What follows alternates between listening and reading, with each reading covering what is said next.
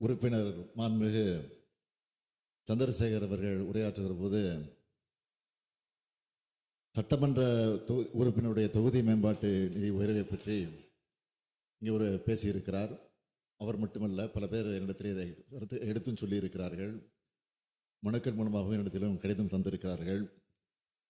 சட்டமன்ற உறுப்பினர் தொகுதி மேம்பாட்டு நிதியை பொறுத்த வரைக்கும் நமது நாட்டில் தான் அதிக நிதியை ஒதுக்கீடு செய்கிறோம் என்பது குறிப்பிடத்தக்கது. அதாவது ஒரு தொகுதிக்கு ஆண்டுதோறும் 3 கோடி ரூபாய் ஒதுக்கீடு செய்யப்பட்டு மக்கள் நல பணிகள் எல்லாம் நிறைவேற்றப்பட்டு கொண்டிருக்கிறது.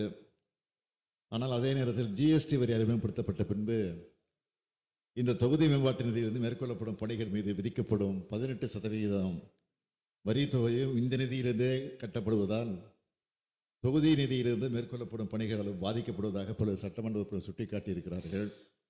இதையெல்லாம் கருத்திலே கொண்டு இது குறித்து ஆய்ந்து வரி செலுத்துவதால் தொகுதி மேம்பாட்டு பணிகள் பாதிக்கப்படாமல் இருப்பதை உறுதி செய்யும் வகையில் இந்த 18% வரி தொகையை தமிழ்நாடு அரசு ஏற்கும் என்பதை மாண்புமிகு உறுப்பினருக்கு மகிழ்ச்சியோடு நான் தெரிவித்துக் கொள்கிறேன்.